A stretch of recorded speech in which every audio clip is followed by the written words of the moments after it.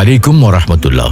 প্রিয় দর্শক, মানুষের প্রকাশ্য শত্রু ইবলিস ছিল জিন জাতির সন্তান, কিন্তু একাগ্র চিত্তে ও নিষ্ঠার সাথে আল্লাহর ইবাদত বন্দেগী করতে করতে একটা পর্যায়ে সে ফেরেশতাদের সর্দার হয়ে উঠল।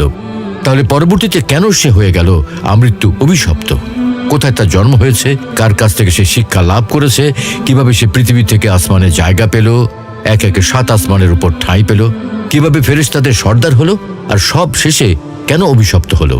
আজ আমরা এই নিয়ে বিস্তারিত আলোচনা করব। চমৎকার এই আলোচনা শুনতে শেষ পর্যন্ত আমাদের সাথেই থাকুন। ইবলিসের জন্ম বৃত্তান্ত। প্রিয় দর্শক, ইবলিসের মতো এত মেধাবী ও ধূর্ত জিনের জন্ম কিভাবে হয়েছে তা নিয়ে রয়েছে নানা কল্পকাহিনী। যেমন এক বর্ণনা থেকে জানা যায়, জিনদের পঞ্চম বাদশাহ হামুসের পুত্র ছিল ইবলিসের জনক। তার নাম ছিল খবিস। খবিসের আকৃতি ছিল ভয়ঙ্কর এক সিংহের ন্যায়। তার স্বভাব প্রকৃতিও সিংহের মতোই ছিল। একদিকে তার দেহে ছিল পঞ্চশক্তি, আর অন্যদিকে চেহারায় ছিল সুস্পষ্ট ধূর্ততার ছাপ। এই খবিসই ছিল পাপিষ্ঠ জিনদের মাথার তাজ। ইবলিসের মাতা ছিল জিন জাতির পঞ্চম নেতা হামুসের কন্যা। তার নাম ছিল নিলবিস। নিলবিস জিন দেখতে ঠিক একটা নেকড়ে বাঘের মতো। তার প্রকৃতিও ছিল অবিকল নেকড়ের ন্যায়। আগুনের সৃষ্টি খবিস ও নিবলিসের মিলনে ইবলিসের জন্ম হয়। সুতরাং পিতা, মাতা ও আগুন, এই ত্রিসত্তার স্বভাব ও প্রকৃতির সম্পূর্ণ প্রভাব ইবলিসের চরিত্রে নিহিত ছিল। ইবলিসের পিতার এক বন্ধু ছিল সারবুক। সে ছিল সর্ববিদ্যায় পারদর্শী। খবিস পুত্র ইবলিসের শিক্ষা দীক্ষার ভার উক্ত বন্ধুর হাতে অর্পণ করল। ইবলিস ছিল অতিশয় মেধাবী ও স্মৃতিশক্তি সম্পন্ন। সুতরাং কোনো পার্টি তাকে একাধিকবার বলে দেওয়ার প্রয়োজন হতো না।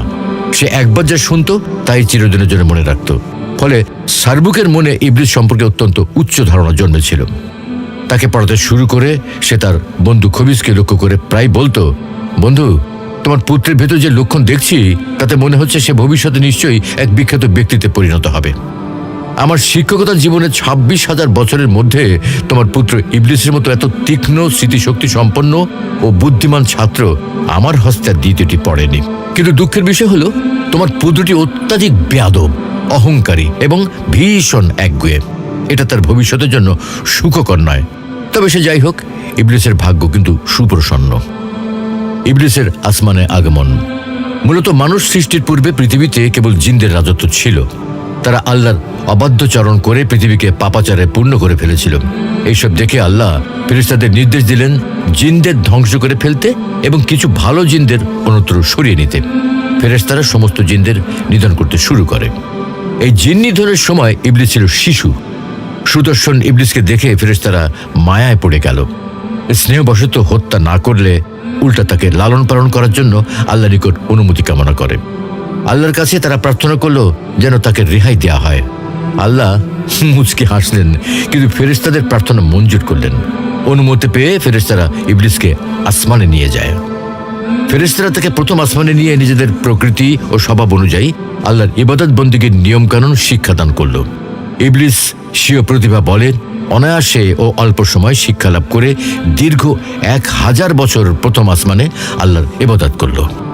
সেখানকার ফেরেশতারা তার ইবাদতে একাগ্রতা ও নিষ্ঠা দেখে অবাক হয়ে বলতে লাগলো, আমরা ফেরেশতারা জাতি কেবল আল্লাহর ইবাদতের জন্যই সৃষ্টি হয়েছি। একমাত্র ইবাদতই আমাদের শিক্ষা দীক্ষা ও ধ্যান ধারণা, সবকিছু ইবাদতই আমাদের একমাত্র কাজ। তবু কি আশ্চর্য, ইবলিস আমাদের কাছে ইবাদতের কায়দা কানুন শিখে যে ইবাদত করছে, তাতে তার ইবাদতের তুলনায় আমরা নিজেদেরকে তো মোটেই ইবাদতকারী বলতে পারি না। আমাদের ফেরেশতাকুলের মধ্যে তো কাউকে এমন ধারায় ও এমন নিবিড়ভাবে কখনোই ইবাদত করতে দেখিনি। মনে হচ্ছে এখন এর কাছে আমাদের অনেক কিছু শেখার আর বোঝার আছে। ফেরেশতারা তার ইবাদত বন্দেগী দেখে এত মুগ্ধ হলো, তারা ইবলিসের নামকরণ করলো খাশেব। ইবলিস প্রথম আসমানে 1000 বছর ইবাদতের পর দ্বিতীয় আসমানে ফেরেশতারা অতি আদর করে তাকে নিজেদের কাছে নিয়ে গেল।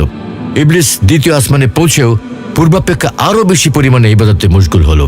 এই আসমানের ফেরেশতারা তার ইবাদত দেখে তাকে ধন্য ধন্য করতে লাগলো এবং শতমুখে তার প্রশংসা করতে লাগলো। তারা ইবলিসের নামকরণ করলো আবেদ। দ্বিতীয় আসমানে 1000 বছর অবস্থানের পর তৃতীয় আসমানে ফেরেশতারা তাকে নিয়ে গেল। তৃতীয় আসমানে এসে সে আরো বেশি পরিমাণে পরম একাগ্রতা ও মনোযোগের সাথে আল্লাহর ইবাদত শুরু করে দিল। সে এখানেও 1000 বছর ইবাদত করলো। এখানে ফেরেশতারা তার ইবাদতে মুগ্ধ হয়ে তার নাম রাখলো কি? অলি। তারপর চতুর্থ আসমানের ফেরেশতারা আল্লাহর অনুমতি লাভ করে ইবলিসকে চতুর্থ আসমানে নিয়ে গেল। ইবলিস এখানেও অত্যন্ত একাগ্রতার সাথে দীর্ঘ 1000 বছর আল্লাহর ইবাদতে মশগুল রইল। এখানকার ফেরেশতারা তার ইবাদতে খুশি হয়ে নাম রাখল সালেহ।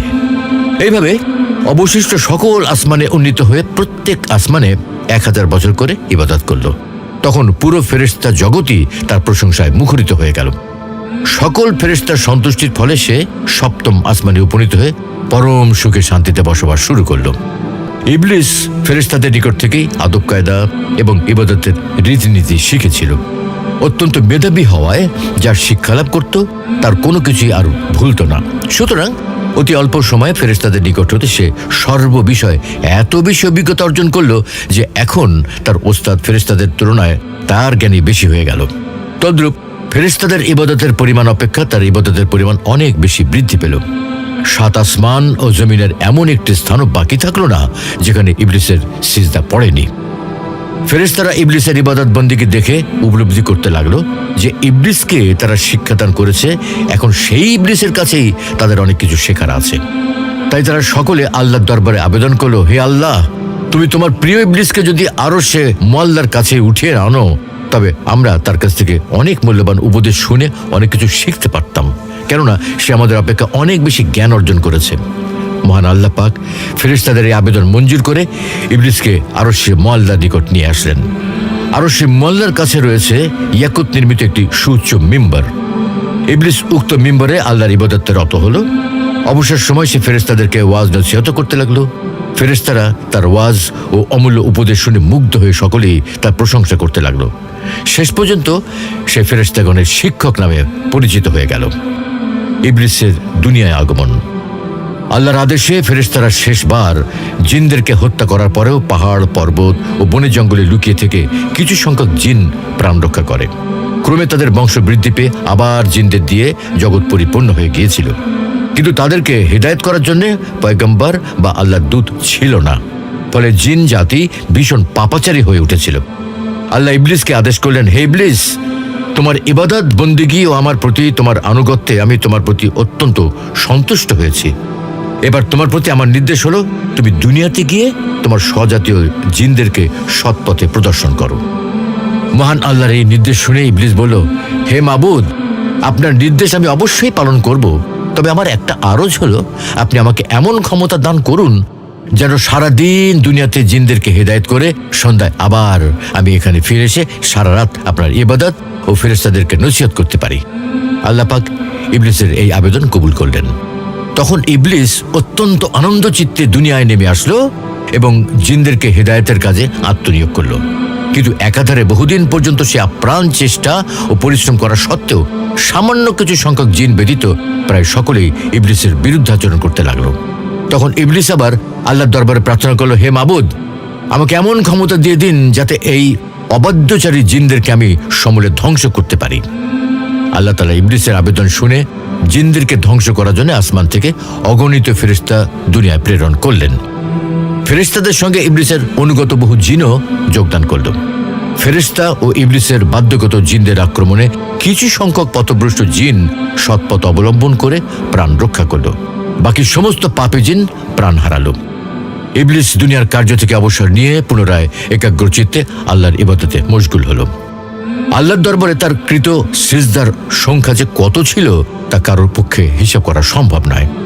আসমান, জমিনে ও আরশে মুআল্লার নিকটে এমন কোন স্থান অবশিষ্ট ছিল না যেখানে ইবলিস অসংখ্য সিজদা দেয়নি। ইবলিসের লৌহে মাহফুজ দর্শন। ইবলিস আল্লাহর দরবারে প্রার্থনা জানালো, হে প্রভু, তোমারই অসীম অনুগ্রহে আমি অতি সামান্য স্তর থেকে সসম্মানে অতি উচ্চ স্তরে পৌঁছেছি। তোমারই অসীম অনুগ্রহে আমি তোমার নৈকট্য লাভ করতে সমর্থ হয়েছি। এখন আমার মনের একান্ত বাসনা হলো তোমার পবিত্র লৌহে মাহফুজ দর্শন করে আমার জীবন ধন্য ও সার্থক করি। তুমি অনুগ্রহ করে আমার এই আকাঙ্ক্ষা পূরণ করো। পরম দয়ালু আল্লাহ ইবলিসের প্রার্থনা কবুল করে মিকাইল ফেরেশতাকে নির্দেশ দিলেন ইবলিসকে পবিত্র লৌহে মাহফুজের একান্ত নিকটে নিয়ে দেখিয়ে আনার জন্য। আল্লাহর নির্দেশ অনুযায়ী মিকাইল আলাইহিস সালাম ইবলিসকে লৌহে মাহফুজের নিকটে নিয়ে গেল। ইবলিস সেখানে পৌঁছে এক দৃষ্টিতে লৌহে মাহফুজের দিকে তাকিয়ে অদৃষ্ট লিপি পাঠ করতে লাগলো। হঠাৎ এক স্থানে তার দৃষ্টি পড়ল, সেখানে লিখিত রয়েছে, আল্লাহর এক বান্দা 6 লক্ষ বছর পর্যন্ত ইবাদত করবে, কিন্তু অবশেষে আল্লাহর একটি আদেশ অমান্য করে জান্নাত থেকে বিতাড়িত হবে। ওই বান্দা আসমান ও জমিনে মালউন বা অভিশপ্ত নামে পরিচিত হবে। ইবলিস এই লিপি পাঠের পর কেঁদে ফেলল এবং সিজদায় পতিত হল। সিজদায় সে দীর্ঘ 6000 বছর অতিবাহিত করল। 6000 বছর পর মাথা তুলে দেখতে পেল সিজদার জায়গায় লিখিত রয়েছে, ইবলিসের উপর আল্লাহর অভিশাপ বর্ষিত হোক। ইবলিস আরজ করল, হে আমার রব, ইবলিস কে? তাকে দেখিয়ে দিন, আমি তাকে যথোচিত শিক্ষা দেই। জবাবে আল্লাহ ইবলিসকে বলেন, অচিরেই তুমি তাকে দেখতে পাবে। একথা শুনে ইবলিস সেখানে দাঁড়িয়ে 1000 বছর পর্যন্ত পাঠ করল, লানাতুল্লাহি আলা ইবলিস, ইবলিসের উপর আল্লাহ লানত বর্ষিত হোক। এখানে উল্লেখ করা প্রয়োজন, তখনও ইবলিস এই নামে পরিচিত হয়নি, আর তার এই কথা তখনও জানা ছিল না যে একসময় তারই নাম ইবলিস হবে। তখন আল্লাহ তাআলা ইবলিসকে বলেন, আচ্ছা বলতো, আমার যে বান্দা আমার অশেষ অনুগ্রহ লাভ করেও আমার হুকুম অমান্য করবে, তার কেমন শাস্তি হওয়া উচিত? জবাবে ইবলিস বলল, হে আমার রব, এরূপ অকৃতজ্ঞ ব্যক্তির উপর আপনার কঠিন শাস্তি ও অভিশাপ বর্ষিত হওয়া উচিত। আল্লাহ তাআলা বললেন, তোমার এই মন্তব্যটা এক টুকরা তখতিতে লিখে তোমার নিকটে রেখে দাও, পরে তা কাজে আসতে পারে। তখনই ইবলিস এক টুকরা তখতিতে কথাটা লিখে রাখল। ইবলিসের মনে কুমতলবের সূত্রপাত। উল্লিখিত ঘটনার কিছুদিন পরে হঠাৎ একদিন ইবলিস মনে মনে ভাবল, এখন তো ফেরেশতা ও জিনের রাজ্যে এমন কোনো ফেরেশতা বা জিন নেই যে আমার কোনো নির্দেশ অমান্য করে, কেননা আসমান, জমিন বা জিন ও ফেরেশতা কুলের মাঝে আমার প্রভাব এখন অতুলনীয়। আমার প্রভাব, প্রতিপত্তি ও ক্ষমতার সাথে মোকাবেলা করার মতো এখন আর কেউ নেই। এমন অবস্থায় যদি কোনো কারণবশত আল্লাহ নিজের দায়িত্ব থেকে অবসর গ্রহণ করেন কিংবা স্বেচ্ছায় ঘোষণা করেন যে আমি এই সৃষ্টি জগতের পরিচালনার দায়িত্ব হতে অবসর গ্রহণ করছি, অতএব এখন তোমাদের মধ্যে হতে যোগ্যতম ব্যক্তি আমার সৃষ্ট জগতের পরিচালনার ভার গ্রহণ করো, তাহলে নিশ্চয়ই একমাত্র আমি এই পদের যোগ্যতম ব্যক্তি হিসেবে দায়িত্ব গ্রহণ করে সুষ্ঠুরূপে পালন করতে পারি। মূলত এখন আর আমি কোনো দিক দিয়েই আল্লাহর চেয়ে হীনবল ও কম ক্ষমতাবান নই। যাবতীয় ফেরেশতা ও জিনদের উপর এখন আমার যে প্রভাব, তাতে আল্লাহর সাথে আমার কোনো ব্যাপার নিয়ে বিরোধ হলে অবশ্যই তারা আমার পক্ষাবলম্বন করবে, এতে কোনো সন্দেহ নেই।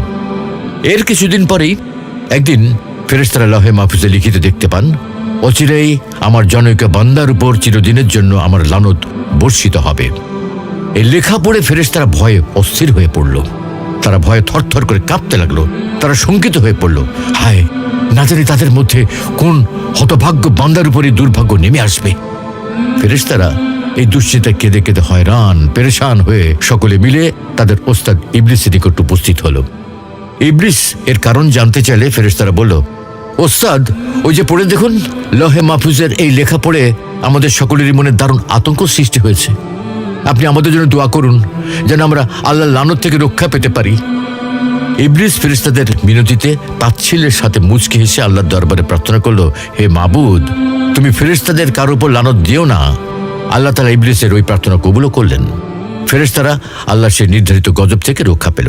কিন্তু ইবলিস সমগ্র ফেরেশতাদের জন্য দোয়া করল বটে, কিন্তু অহংকার বশত নিজের জন্য দোয়া করতে ভুলে গেল। এর কিছুদিন পরেও একদিন ইবলিস আরশে মুআল্লার একখানা তখতির উপর উজ্জ্বল নূরের হরফে আউযু বিল্লাহি মিনাশ শাইতানির রাজিম, বিতাড়িত শয়তান হতে আল্লাহ নিকট সাহায্য প্রার্থনা করছি লিখিত দেখতে পেল।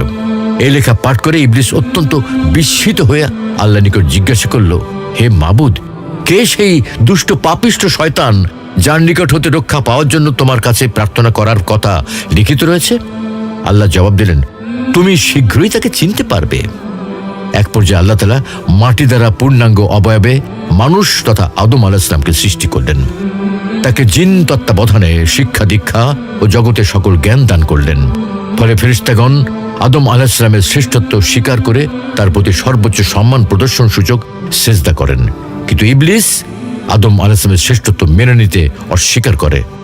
তখন আল্লাহ বলেন, তুই বের হয়ে যা, কারণ তুই অভিশপ্ত, তোর উপর পুনরুত্থান দিবস পর্যন্ত আমার অভিশাপ রইল।